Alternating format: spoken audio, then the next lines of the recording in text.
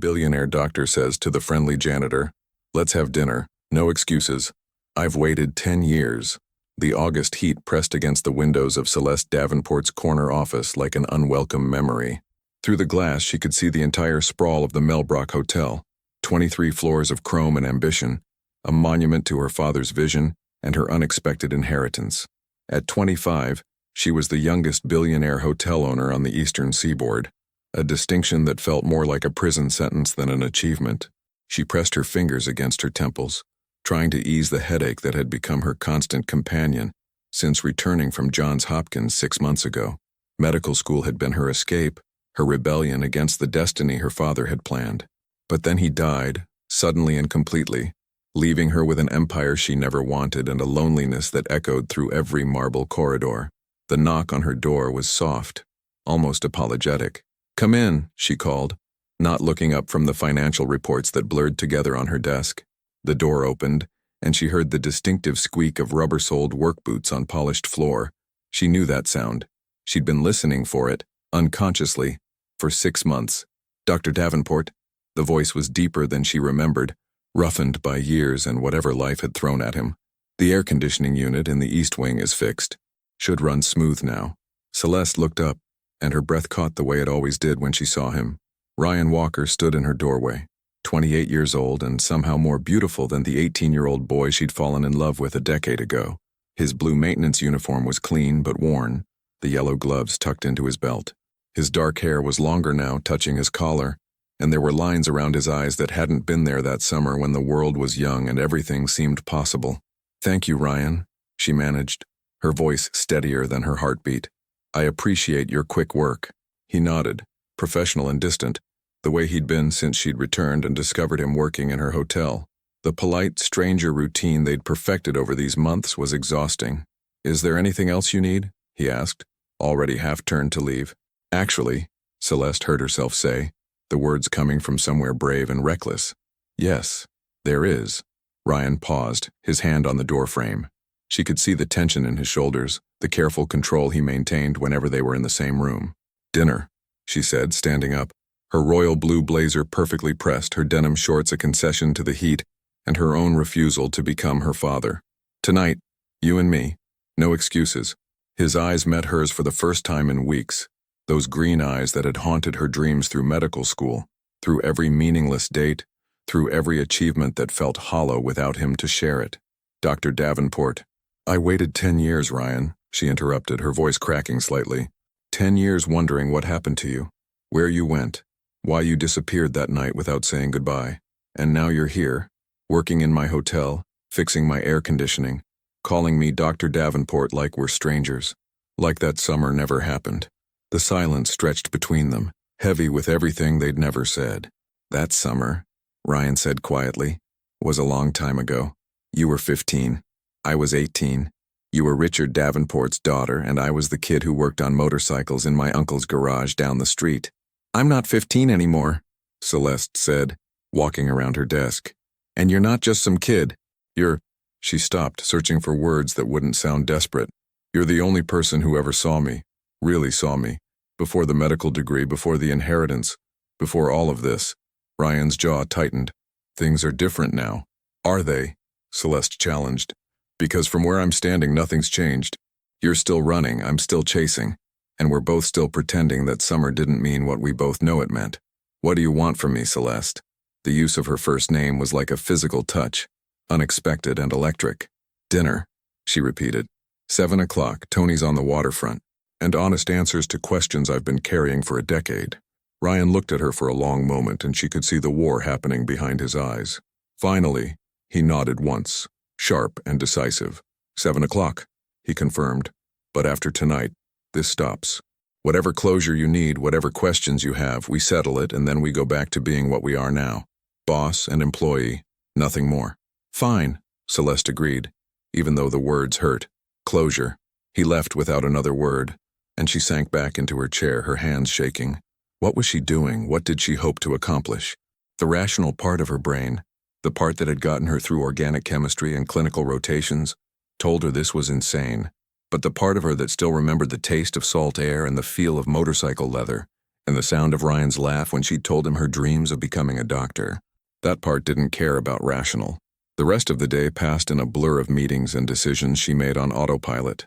Her assistant, Margaret, noticed her distraction, but was too professional to comment.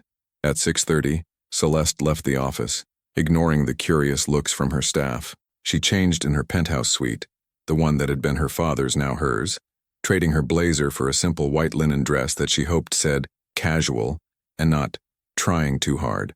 Tony's Waterfront was a small Italian restaurant tucked between a marina and a bookstore, the kind of place where locals went and tourists missed. Celeste arrived 10 minutes early, too nervous to be fashionably late. The hostess recognized her. Everyone in this town recognized her, but had the grace not to make a fuss. "Table for two," Celeste said. "Under Davenport." "Of course, Dr. Davenport, right this way." The table overlooked the water, where sailboats rocked gently in their slips and the sunset painted everything gold and orange.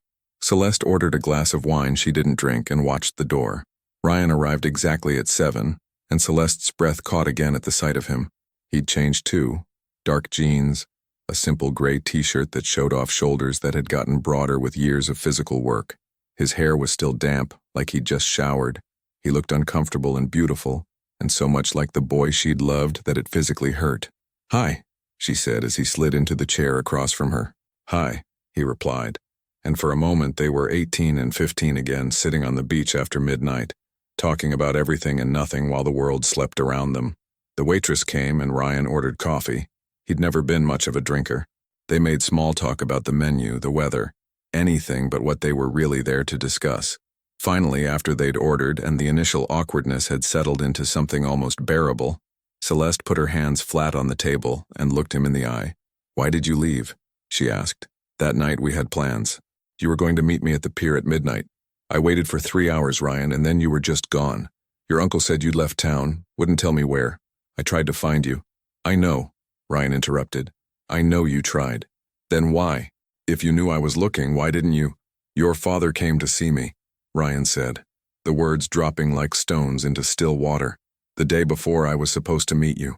He knew about us, about our plans." Celeste felt the blood drain from her face. "What?"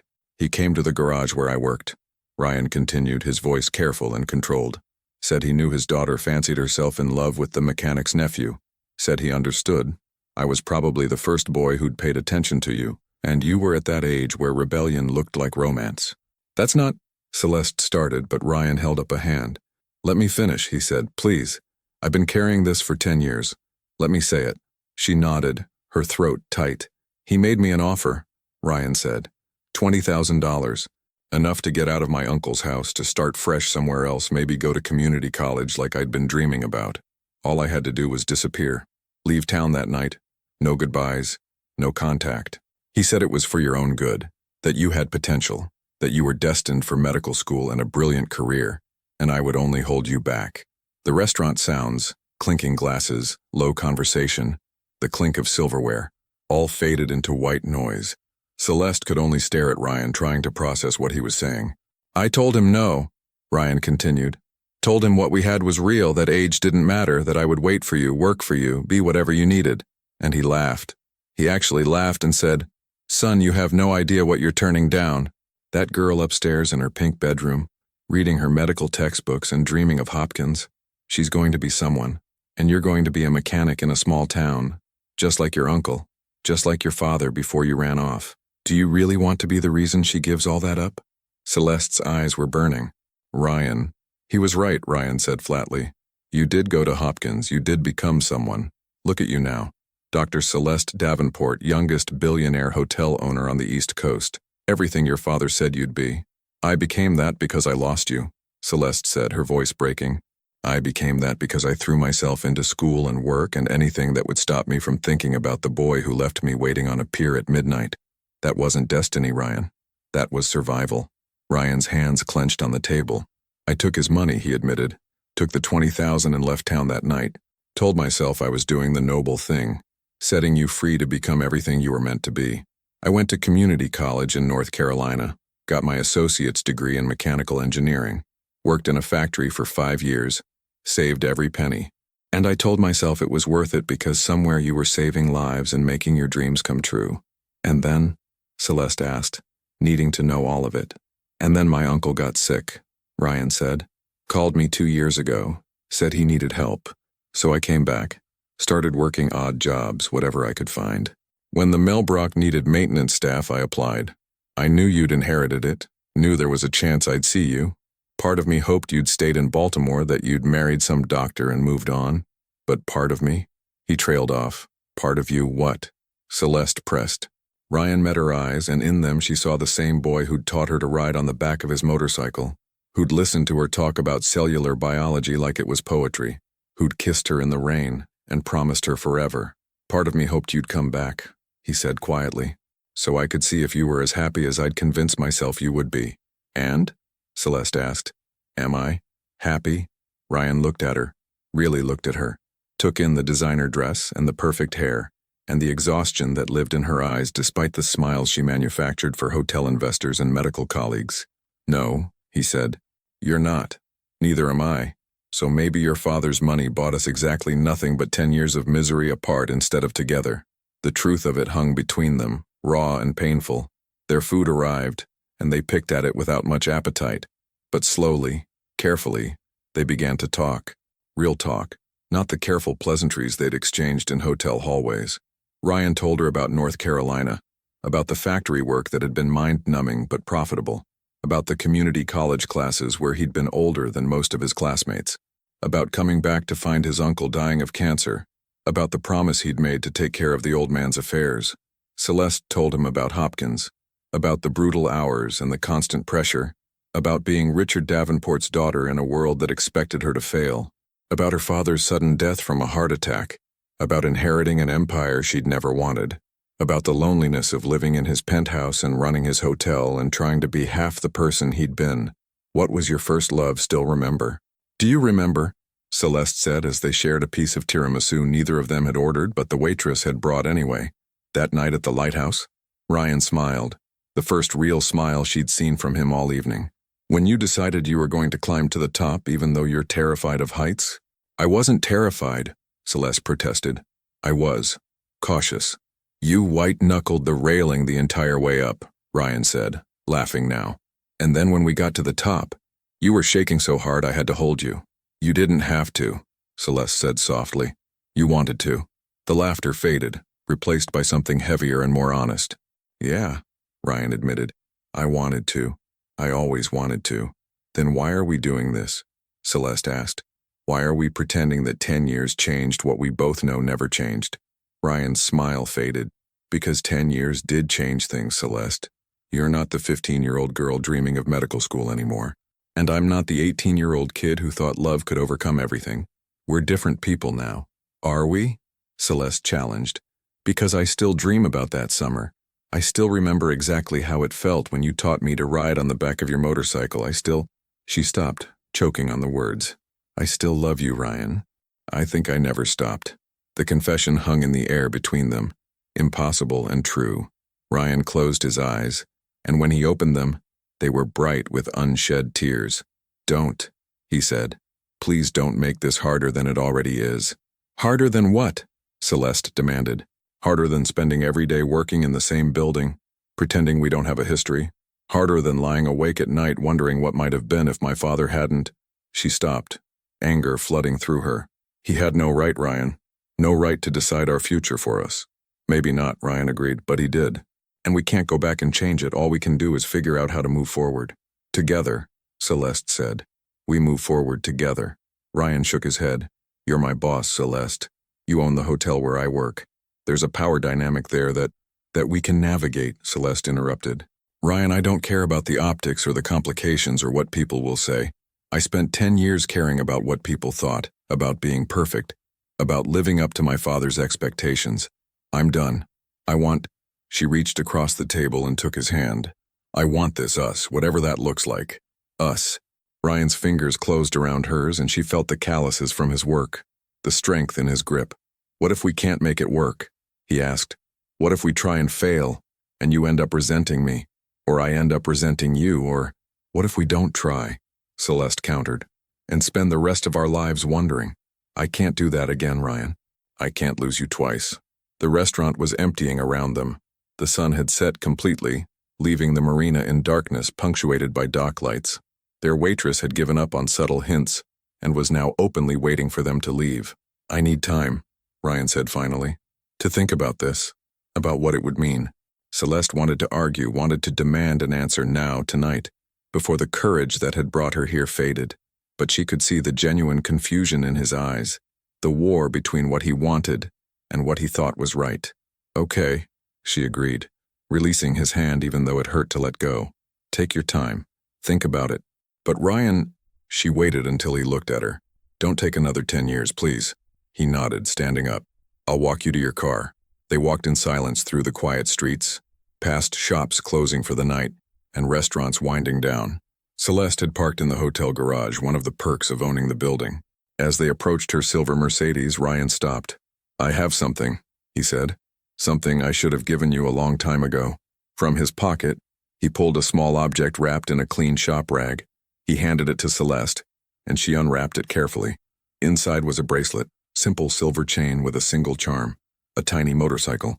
"You made this," Celeste breathed, remembering. "That summer, you made it in your uncle's workshop." "I was going to give it to you that night," Ryan said. "At the pier. I carried it in my pocket for 3 years before I could bring myself to put it away. And then when I came back here, when I knew I'd be working at your hotel, I don't know, I started carrying it again, like a reminder of what I'd lost, or maybe what I'd thrown away." Celeste's hands were shaking as she fastened the bracelet around her wrist. "Help me," she said, holding out the clasp. Ryan's fingers brushed her skin as he secured it, and the touch sent shivers up her arm. When it was fastened, neither of them moved. They stood in the dim garage light, too close and not close enough. "Celeste," Ryan said, his voice rough. Whatever he was going to say was interrupted by the roar of an engine. Both of them turned to see a familiar blue Harley-Davidson rolling down the ramp into the garage. But it wasn't Ryan driving it.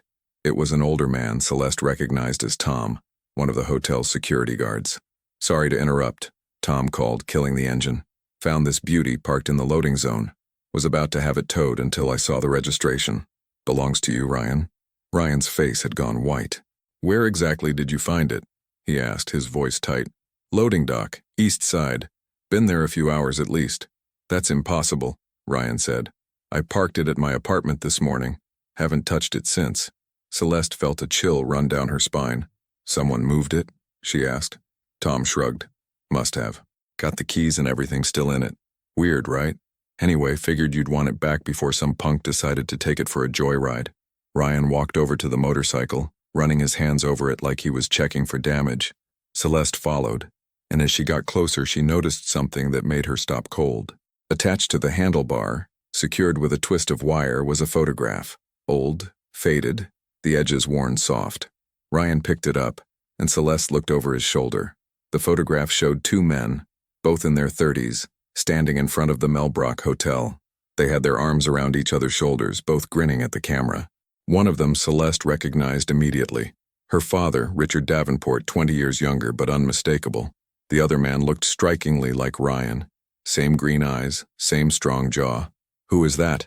Celeste asked, though something in her gut already knew the answer. "My father," Ryan said, his voice barely audible. "But that's impossible. He left when I was a baby. My uncle said he just took off one day, never looked back. I've never seen a picture of him with anyone from this town, let alone with my father," Celeste finished. She turned the photograph over. On the back, in handwriting she didn't recognize, were 4 words. "Best friends. Summer 1985. Ryan and Celeste looked at each other, the same realization dawning on both of them simultaneously. "My father knew your father," Celeste said slowly. "They were friends." "More than that," Ryan said, pointing to something else in the photograph. Parked behind the 2 men, gleaming and new, was the blue Harley-Davidson they were currently standing next to. This bike was theirs. Both of them. The implications were staggering. Richard Davenport and Ryan's father, best friends. The motorcycle that Ryan had spent years restoring, that he'd told Celeste had been his uncle's. It had belonged to both their fathers, which meant when her father had come to Ryan 10 years ago and paid him to leave town, he hadn't just been protecting his daughter's future, he'd been protecting something else. Some secret from his past that involved Ryan's father. "I need to find my uncle," Ryan said, his voice shaking with something between anger and confusion. He's been in hospice care, but he's still lucid most days. He'll know. He has to know what this means. I'm coming with you, Celeste said immediately. Celeste, no arguments, she said firmly. Whatever this is, it involves both of us. Both our fathers. I deserve to know the truth as much as you do. Ryan looked at her for a long moment, then nodded. Okay, he said. Okay, but not tonight. Uncle James needs his rest, and I need to figure out what to even ask him. Tomorrow.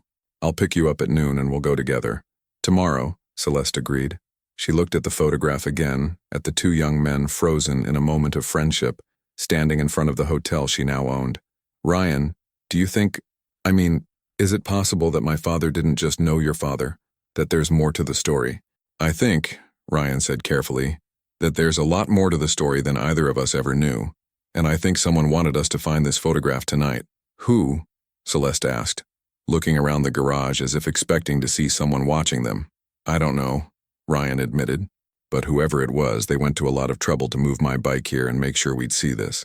Tom, who'd been waiting patiently by his golf cart, cleared his throat. You folks all set? I got rounds to make. Yeah, Tom, Ryan said. Thanks for bringing it down, I appreciate it. After Tom left, Ryan carefully pocketed the photograph. I should go, he said. Get home. Try to make sense of all this. Ryan, Celeste said, catching his arm as he turned toward the motorcycle. Thank you, for tonight, for telling me the truth about what happened 10 years ago, she touched the bracelet on her wrist. For this. He looked down at her hand on his arm, then up at her face. In the harsh garage lighting, she could see every line, every shadow, every year that had passed between them, but she could also see the boy she'd loved, still there in his eyes. I never stopped thinking about you, he said quietly. Not once in 10 years. I tried, God knows I tried, dated other women, told myself I'd moved on, but none of them were you. None of them even came close. Celeste's heart was pounding so hard she could hear it in her ears. So what does that mean? For us? Ryan reached up and touched her face, his calloused fingers gentle against her cheek. I don't know yet, he admitted, but I'm starting to think that maybe we were never supposed to move on. Maybe we were always supposed to find our way back to each other, even if it took 10 years and a mysterious photograph and, he laughed, a sound without much humor, and whatever the hell our fathers were keeping from us. Hello, my friend. How was your day today? Is everything okay? The voice came from behind them, making both Ryan and Celeste jump. They turned to find an elderly woman emerging from the shadows near the garage elevator. She was small and bent, with white hair pulled into a neat bun, wearing a pink cardigan despite the heat. Celeste recognized her as Mrs. Chen, who lived in one of the hotel's long-term residence suites on the 3rd floor. Mrs. Chen, Celeste said, her hand pressed to her chest. You startled us. Are you all right? Do you need help getting to your room? The old woman smiled, but there was something knowing in her eyes that made Celeste uncomfortable. I'm fine, dear. Just taking my evening constitutional. Doctor says I need to walk every day, keep the blood moving. She looked between Ryan and Celeste, then at the motorcycle. Beautiful bike. Reminds me of one I used to see parked here, 40 years ago, back when I was a young woman working in the hotel restaurant. Celeste and Ryan exchanged glances. 40 years ago? Ryan asked. You worked here that long? Longer, Mrs. Chen said. Started when I was 18, fresh off the boat from Taiwan. Your father gave me my first job in America, Dr. Davenport. Kind man, your father. Complicated, but kind. Did you... Celeste's mouth was dry. Did you know Ryan's father? James Walker? Mrs. Chen's smile widened. Jamie Walker? Oh yes, everyone knew Jamie. He and your father, they were thick as thieves back in the day, along with your Uncle James. She nodded to Ryan. The three of them, always together. Until... She stopped, her smile fading. Well, until they weren't. What happened? Ryan asked urgently. What happened between them? Mrs. Chen looked at him with something like pity. That's not my story to tell, young man. But I will say this. Whatever your fathers did, they did it because they thought they were protecting the people they loved. Whether they were right or wrong, I can't say, but their intentions were good. Mrs. Chen? Celeste said, stepping forward. Please, if you know something about our fathers, about why Jamie Walker left town, about any of it, we need to know. It's important. The old woman studied them both for a long moment. Then she reached into her cardigan pocket and pulled out a small key on a tarnished chain. Room 447, she said, handing the key to Celeste. Fourth floor, east wing. Been locked since your father died, Dr. Davenport. No one's been in there in 6 months. But maybe, she looked at Ryan, maybe it's time someone did. What's in room 447? Celeste asked, the key heavy in her palm. Answers, Mrs. Chen said simply. Or at least the beginning of them. Your father kept an office there. Private. Not the big fancy one everyone knew about. This was where he went when he needed to think, to remember, to, I suspect, regret. Why are you telling us this now? Ryan asked. Mrs. Chen's eyes were sharp despite her age.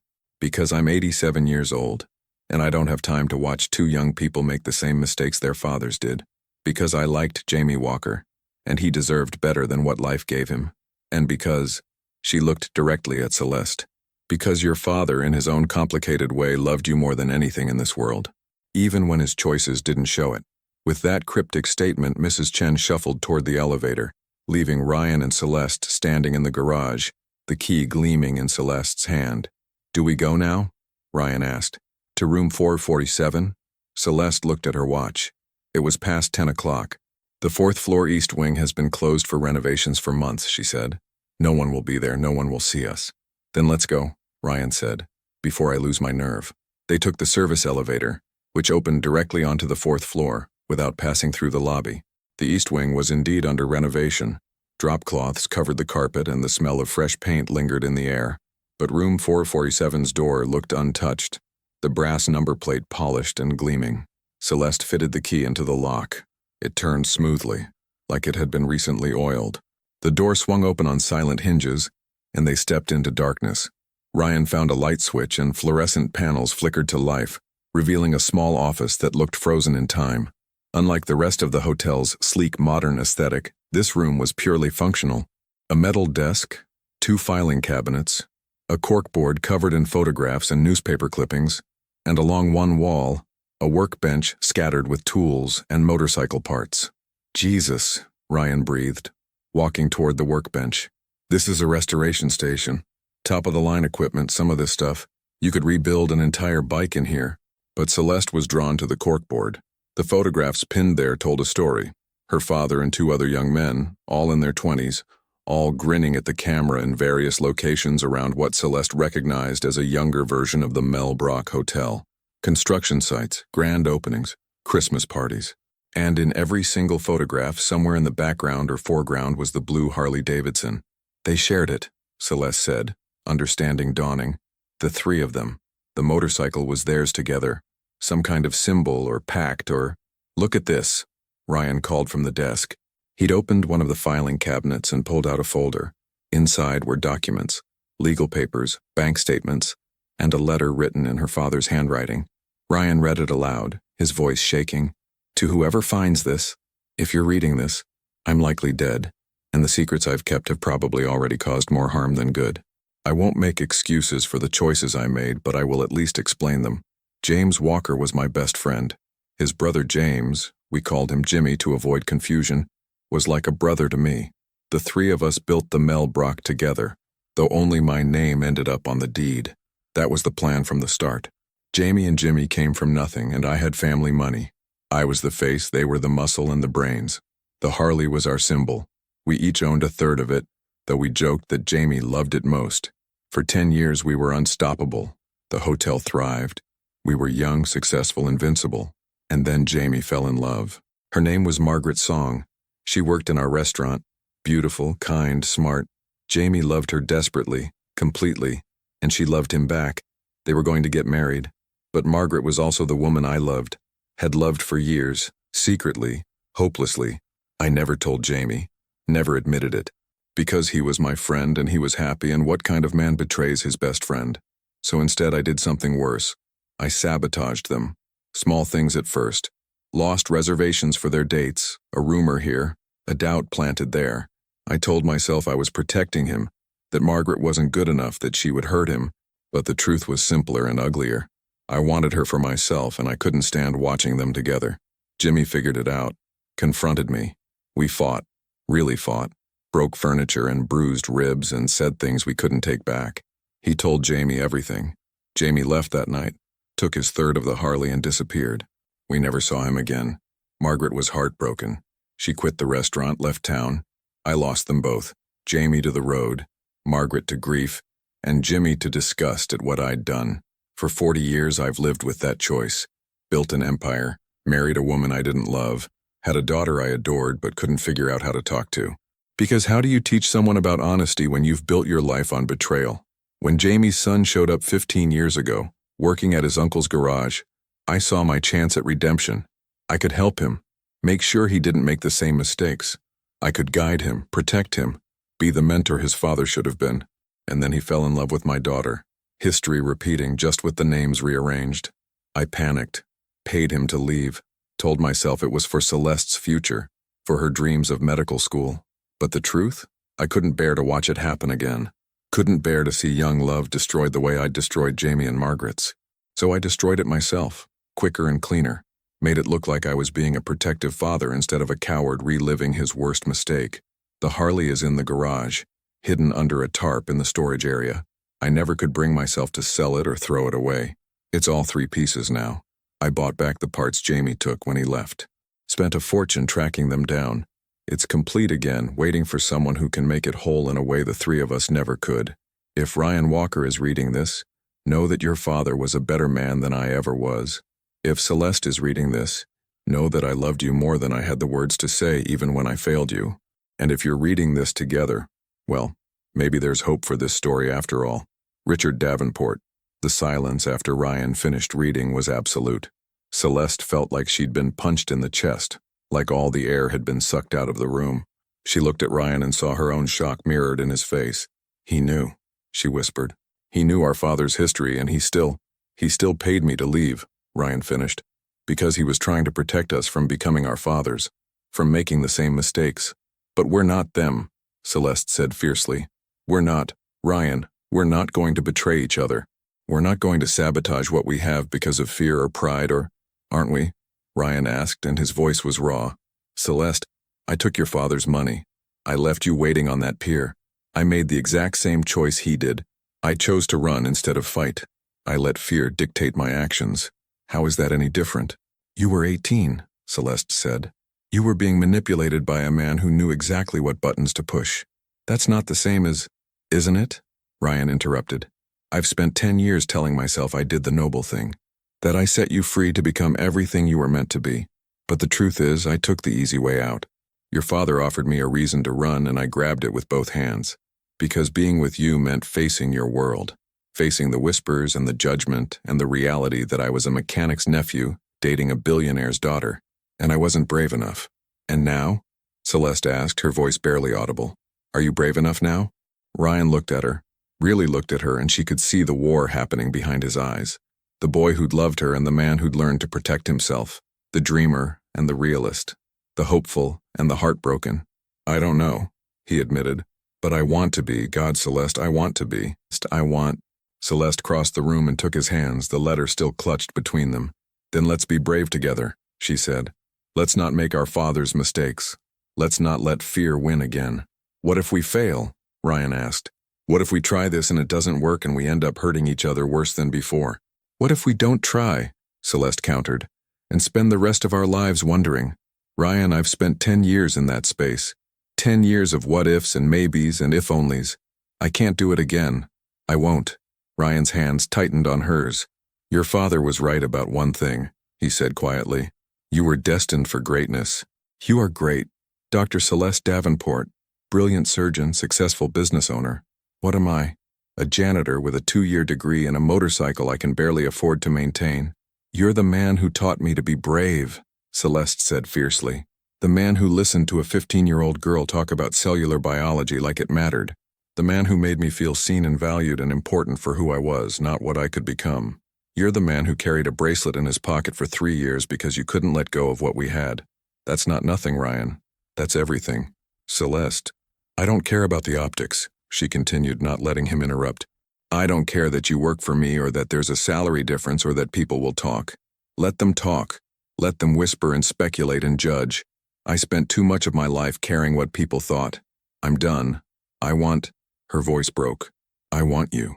I want us. I want the life we should have had 10 years ago. Ryan pulled her close and she went willingly, pressing her face against his chest and breathing in the scent of him. Soap and coffee, and something uniquely Ryan that she'd never forgotten.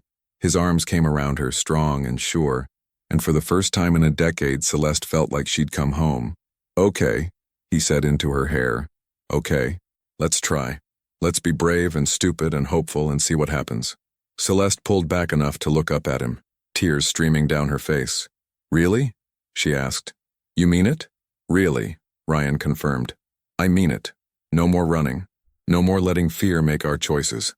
We try this together and whatever happens, happens." Celeste laughed, the sound somewhere between joy and relief. "That's possibly the least romantic declaration I've ever heard." Ryan smiled, and it transformed his face, made him look young again. "Yeah, well, I'm a janitor, not a poet. You want romantic speeches? You should have fallen in love with someone else." "Too late," Celeste said, reaching up to touch his face. "I fell in love with you 10 years ago and I never figured out how to fall out." "Good," Ryan said, and then he kissed her. It was nothing like their first kiss, that fumbling teenage moment on the beach 10 years ago. This was better, deeper, more certain, weighted with years of longing and loss and the fierce joy of finding your way back to something you thought was gone forever. Celeste melted into it, into him, her hands fisting in his shirt to pull him closer. When they finally broke apart, both breathing hard, Ryan rested his forehead against hers. "So what now?" he asked. "What's the plan?" "Now," Celeste said, "we figure it out. Together. We talk to your uncle, find out what else he knows about our fathers. We decide what to do about us, whether you keep working at the hotel or find something else, whether we're public about this or keep it quiet until we're sure. We take it slow, take it carefully, but we take it together." "I like the sound of that," Ryan said. Together. They stayed in room 447 for another hour, going through the rest of the files, piecing together the story of their father's friendship and betrayal. They found photographs of Margaret Song, beautiful and smiling, unaware of the drama she'd sparked. They found bank statements showing the money Richard Davenport had paid to track down the missing Harley parts.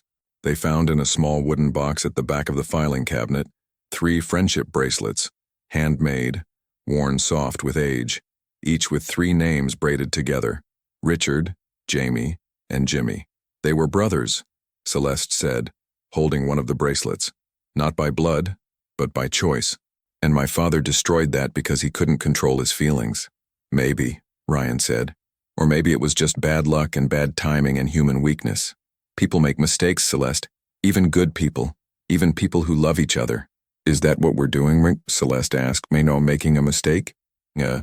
Ryan took the bracelet from her hand and set it carefully back in the box.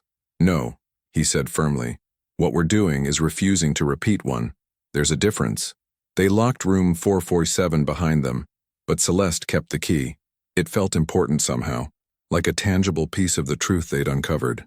They rode the elevator down together, hands intertwined, not talking but not needing to. In the garage, Ryan's Harley was waiting, blue and beautiful in the fluorescent light. He ran his hand over the seat, then turned to Celeste with a question in his eyes. "Want a ride?" he asked. "For old time's sake? For—" Celeste looked at the motorcycle, remembering the 15-year-old girl who'd been so terrified and exhilarated the first time Ryan had taken her out on it, remembering the feel of the wind in her hair and her arms around his waist and the sense that anything was possible. "Yes," she said. "Definitely yes." Ryan pulled out his phone. "Let me just text my neighbor to check on—" He stopped, looking embarrassed. "Never mind." But Celeste understood. "You need to check on Hannah," she said gently. "Your daughter." "Ryan, I know you said we wouldn't talk about complicated family stuff tonight, but eventually we're going to have to address the fact that you have a 7-year-old at home." Ryan's face did something complicated. "I was going to tell you," he said. "At dinner I was going to mention her, but then everything got so intense and— Celeste, Hannah is my whole world. She's everything to me, and any relationship I have, she comes first. That's non-negotiable. I wouldn't expect anything less," Celeste said honestly. "And Ryan, I'm a pediatric surgeon. I love kids. I want to meet her when the time is right, when you're ready, when she's ready. But I understand that's a big step and we don't have to rush it." The relief on Ryan's face was palpable. "Thank you," he said, "for understanding, for not pressuring. Hannah's mother—" He stopped, shook his head. "That's a story for another time, but yeah. She's with my uncle's nurse tonight, safe and happy, so I can take you for that ride." Celeste climbed onto the back of the Harley, her dress hiked up to allow her legs to straddle the seat. Ryan handed her a helmet. Not the cheap one she'd worn as a teenager, but a good quality one that fit perfectly. "Safety first," he said with a grin. "Can't have the brilliant Dr. Davenport getting hurt on my watch." "Such a gentleman," Celeste teased, but she was touched by the concern. Ryan climbed on in front of her, and Celeste wrapped her arms around his waist, pressing herself against his back. The engine roared to life, and she felt the familiar vibration of the powerful machine beneath them. They rode through the empty streets of their small coastal town, past darkened storefronts and quiet neighborhoods. Ryan took the long way, winding along the coast road where the ocean stretched dark and infinite to their left. The moon was nearly full, painting everything in silver light. Celeste closed her eyes and just felt the wind, the speed, the solid warmth of Ryan in front of her, the rumble of the engine, the salt smell of the sea. This was freedom. This was being alive. This was what she'd been missing for 10 years. Eventually, Ryan pulled into a familiar spot, the old lighthouse parking lot where they'd had so many of their teenage adventures. He killed the engine, and they sat for a moment in the sudden silence, neither moving. "This okay?" Ryan asked quietly. "Coming here?" "More than okay," Celeste said. She climbed off the bike and removed her helmet, running her fingers through her wind-tangled hair. "Perfect, actually." They walked to the edge of the parking lot, where a low wall overlooked the beach below. The lighthouse beams swept across the water in regular intervals, a steady pulse of light in the darkness. "I miss this," Ryan said. "Miss the ocean. Miss this town. When I was in North Carolina, I kept telling myself I'd left this all behind, that I'd moved on. But the truth was, I was homesick every single day." "For the town?" Celeste asked. "Or for me?" Ryan smiled in the darkness. "Both," he admitted. "The town felt empty without you in it, like something vital was missing." "I felt the same way about Baltimore," Celeste confessed. "All those years at Hopkins, I kept telling myself I was building a life, pursuing my dreams. But I was really just running. From the memories, from the pain, from the fact that the person I most wanted to share my successes with wasn't there." "I'm here now," Ryan said, taking her hand. "And if you'll have me, I'm not going anywhere." "Promise?" Celeste asked, hating how vulnerable she sounded. "Promise," Ryan said firmly.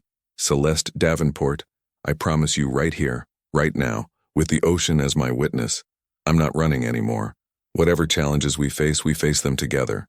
Whatever people say, we'll weather it together. I'm all in." Celeste turned to face him fully, and in the moonlight she could see the sincerity in his eyes. "I'm all in too," she said. "No matter what comes." They kissed again, slower this time, sweeter. Not the desperate need of earlier, but something deeper. A promise, a commitment, a choice to try despite the odds. When they finally pulled apart, Ryan checked his watch. "I should probably get you back," he said reluctantly. "And I need to get home to Hannah. Mrs. Patterson is great, but she's 75 and Hannah wears her out." "Tomorrow," Celeste said as they walked back to the Harley. "We'll visit your uncle and see what else he knows. And Ryan, thank you. For tonight. For being honest. For giving us a chance." "Thank you," Ryan countered. "For not giving up on me. On us. For being brave enough to ask me to dinner." The ride back to the hotel was shorter, taking the direct route through town. When they pulled into the garage, Celeste reluctantly climbed off the bike. She didn't want this night to end, didn't want to let Ryan out of her sight in case he disappeared again. Ryan seemed to sense her hesitation. "Hey," he said softly, pulling her close. "I'll be here tomorrow, I promise. This isn't goodbye, this is good night. There's a difference." "Good night then," Celeste said, standing on her toes to kiss him one more time. "See you at noon?" "Noon," Ryan confirmed. "I'll pick you up right here. We'll take the Harley to the hospice center. Uncle James is going to be shocked as hell, but I think he'll be happy too. He always liked you." Celeste smiled. "I always liked him too. He never treated me like just the rich girl. He treated me like I mattered." "You do matter," Ryan said. "More than you know." They said their final goodnights, and Celeste watched as Ryan rode away, the Harley's taillight disappearing into the night. She touched the bracelet on her wrist, the tiny motorcycle charm catching the garage light, and smiled. 10 years she'd waited. 10 years of wondering and hoping and trying to move on. And now, finally, she had her answer. Ryan Walker loved her, had always loved her, and together they were going to rewrite the story their fathers had started, but with a different ending. An ending where love won, where courage mattered, where second chances were possible. Celeste took the elevator up to her penthouse, her mind already racing ahead to tomorrow, to all the tomorrows after that. There would be challenges, she knew, complications and judgments and difficult conversations. Ryan's daughter would be a major factor, and Celeste had no illusions about the complexities of dating a single father. Her position as Ryan's boss would need to be addressed. Maybe he'd need to find work elsewhere to avoid conflicts of interest, or maybe they'd figure out a way to navigate it professionally. But for tonight, none of that mattered. For tonight, she had hope. She had possibility. She had the beginning of something that felt like it might finally be the happy ending she'd stopped believing in. In her penthouse, Celeste stood by the window overlooking the ocean, the same view her father must have looked at countless times. She wondered if he'd thought of Jamie Walker, of Margaret's song, of the friendship he'd destroyed. She wondered if he'd ever found peace with his choices. "I forgive you, Dad," she said quietly to the empty room. "I don't agree with what you did, and I'm still angry about it. But I understand why you did it. You were trying to protect me from your mistakes. You just didn't realize that some lessons can only be learned by living them, not by hiding from them." Her phone buzzed with a text. "Ryan, home safe. Hannah's asleep. Mrs. Patterson says she was an angel all evening, which probably means she was a terror, and Mrs. P is just being nice. Can't stop thinking about tonight. About you. Sleep well, Celeste." Celeste smiled and typed back, "Sleep well, Ryan. Dream of motorcycles and second chances and brave new beginnings." His response was immediate. "Already am." Celeste set her phone down and got ready for bed, but sleep was a long time coming. Her mind kept returning to room 447, to her father's letter, to the revelation that her love story with Ryan was tangled up in the complicated history of their fathers. But maybe that was okay. Maybe that's what made it meaningful. They weren't just two people falling in love. They were two people choosing to break a cycle, to refuse the easier path of bitterness and separation, to try for something better. As she finally drifted off to sleep, Celeste's last thought was of the photograph on Ryan's Harley. Their fathers, young and hopeful, arms around each other's shoulders, standing in front of the hotel where their dreams would flourish and their friendship would shatter. History didn't have to repeat itself. They could write a new story, one where love triumphed, where second chances mattered, where the blue Harley-Davidson symbolized not loss and betrayal, but hope and homecoming. And tomorrow, they'd take the first real step together toward that new story. Together. The hospice center smelled like antiseptic and lavender, a combination that Celeste recognized from her medical training as an attempt to make death more palatable. Ryan held her hand as they walked down the corridor toward his uncle's room, his grip tight enough to betray his nervousness. He might not be lucid, Ryan warned as they approached room 312. The cancers spread to his brain. Some days he thinks I'm my father. Other days he doesn't recognize me at all. We'll work with whatever we get, Celeste assured him, squeezing his hand. Uncle James was awake when they entered, propped up in bed with oxygen tubes in his nose. He'd been a big man once. Celeste remembered him from that summer 10 years ago, broad-shouldered and barrel-chested. Now he looked shrunken, his skin paper-thin and gray, but his eyes were sharp when they landed on Celeste. "Well, well," he rasped. "The prodigal daughter returns about damn time, Ryan."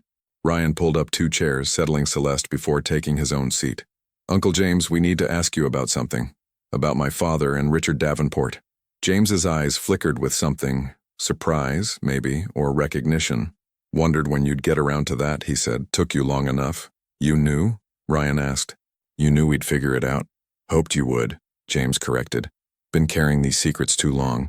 Man shouldn't die with lies on his conscience." He looked at Celeste. "Your daddy was a complicated man, girl. Good and bad all mixed up together, like most of us." Celeste pulled out the photograph they'd found on the Harley. "We found this last night. You, my father, and Ryan's father. The letter in room 447 explained some of it. About Margaret's song, about the betrayal. But there's more, isn't there? Something we're still missing." James took the photograph with trembling hands, and his eyes went distant. "Margaret," he whispered. "Beautiful Margaret. We all loved her, you know. All 3 of us. But Jamie, your father Ryan, he loved her best. Purely. The way people should love." "What happened to her?" Celeste asked gently. "After Jamie left?" James's eyes filled with tears. "She was pregnant," he said. "Didn't know it when Jamie ran off. By the time she realized he was gone. Couldn't find him. Your father," he looked at Celeste. "Richard offered to help. Said he'd support her, help raise the baby, make it right. But Margaret had pride. She left town, said she'd manage on her own. Ryan had gone very still. The baby, he said slowly. What happened to the baby? James looked at him, and Celeste saw the truth in the old man's eyes before he spoke. You happened, boy. You're Jamie and Margaret's son, the child that came from that love story. The room seemed to tilt. Ryan's hand in Celeste's went slack, and she grabbed it tighter, anchoring him.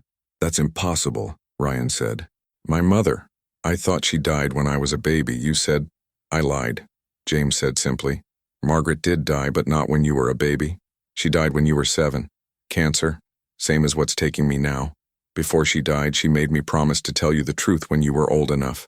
But then you fell in love with Richard Davenport's daughter and everything got complicated. You knew? Ryan's voice was barely audible. You knew about us back then? Of course I knew, James said. Raised you since you were 7 years old. Think I don't notice when you're sneaking out at midnight to meet some girl. And when I saw who the girl was, he shook his head. History repeating itself. Jamie's son falling for Richard's daughter. I didn't know whether to laugh or cry. Celeste's mind was racing. My father knew, she said. He knew Ryan was Jamie's son. That's why he paid him to leave. He wasn't just protecting me from his mistakes, he was trying to fix the original sin. He took away Ryan's father, so he tried to give Ryan a future. Twisted logic, James agreed. But yeah, that was Richard's thinking. He came to me after Ryan left, confessed everything. Said he'd given the boy money to start over to get the education Jamie never got. Said maybe if he couldn't fix what he'd done to Jamie, he could at least help Jamie's son. Did my father know? Ryan asked. Jamie, did he know about me before he left? James shook his head. Margaret tried to find him, sent letters to every address we had. But Jamie was running hard, trying to outrun his heartbreak. By the time one of the letters caught up to him, you were already 3 years old. He sent money when he could, but he never came back.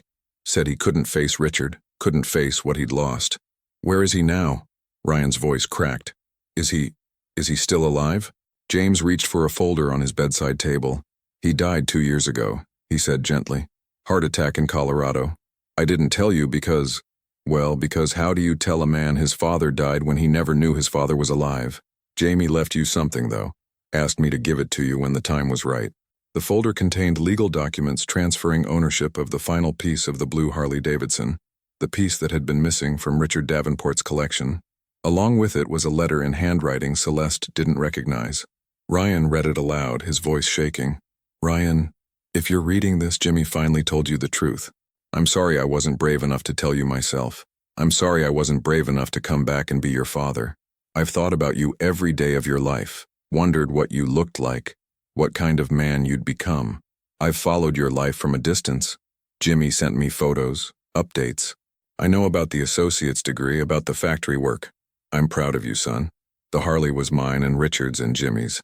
We bought it together when we were young and stupid and thought friendship would last forever. When I left, I took my piece of it, the engine assembly. Couldn't bring myself to give Richard the satisfaction of keeping it whole. But engines need the rest of the bike to run, and bikes need engines to move.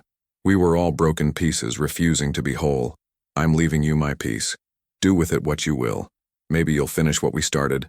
Maybe you'll throw it in the ocean and move on with your life. Either way, know that you're loved. Know that your mother was the best person I ever knew, and losing her was my own damn fault. Be braver than I was. Love harder than I did. And if you ever meet Richard Davenport's daughter, well, maybe some stories deserve a better ending than their fathers managed. Jamie Walker. Silence filled the room, broken only by the beep of James's monitors and the distant sound of nurses in the hallway. Celeste felt tears streaming down her face, and when she looked at Ryan, his face was wet too. So the Harley, Ryan said eventually. The one in the garage. It's complete now, James confirmed. Richard spent years tracking down Jamie's piece after he died. Cost him a fortune. He was restoring it in that secret room when his heart gave out. Wanted to give it to you as a wedding present if you and Celeste ever. He stopped, looking between them. Well, looks like maybe that's still possible. Celeste and Ryan looked at each other, and something passed between them.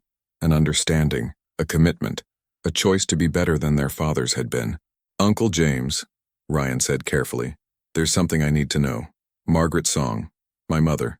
Did she love my father until the end? James smiled, and for a moment he looked younger, lighter. Every single day, he said. She named you Ryan because it was close to Richard, but she told me once it was really because it rhymed with Jamie when you said it fast. She never stopped hoping he'd come back, and when she died, your name was the last word she said. Ryan broke then, quiet sobs shaking his shoulders. Celeste pulled him close, letting him cry against her shoulder while James watched with sad, knowing eyes.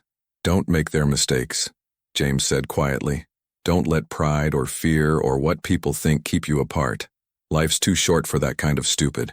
They stayed for another hour, James telling stories about Jamie and Richard and Margaret, the good times before everything fell apart, about motorcycle rides along the coast and late nights planning the hotel and dreams that seemed invincible. He told Ryan things about his father that no one else could, that he sang off-key, that he loved thunderstorms, that he cried at weddings. When they finally left, James was sleeping peacefully, a small smile on his face. The nurse told them he'd probably only have a few more weeks, maybe days. Thank you for bringing her, the nurse said to Ryan as they walked out. He's been waiting to tell someone that story for years.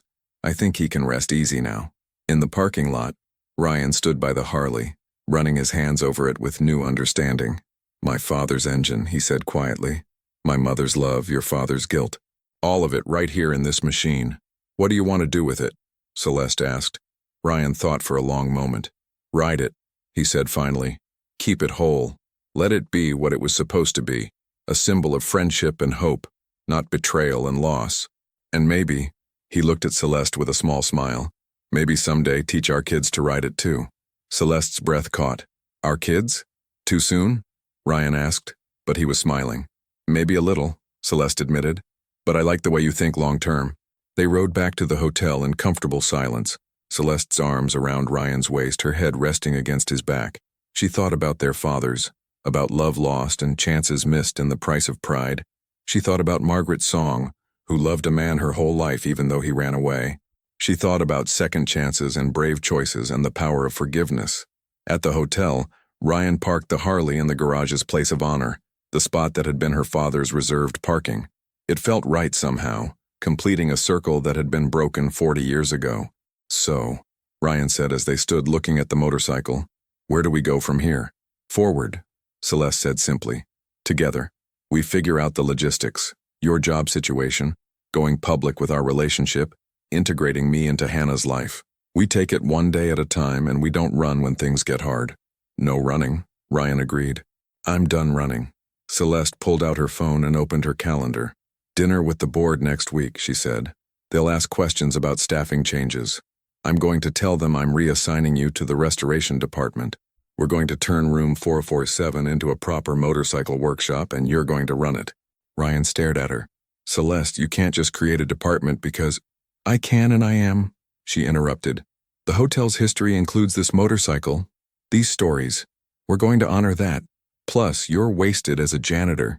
You have an engineering degree and a gift for restoration. Let's use it. And us? Ryan asked. What do we tell people about us? The truth, Celeste said. That we've known each other for 10 years. That we reconnected. That we're seeing where it goes. Anyone who has a problem with it can take it up with me.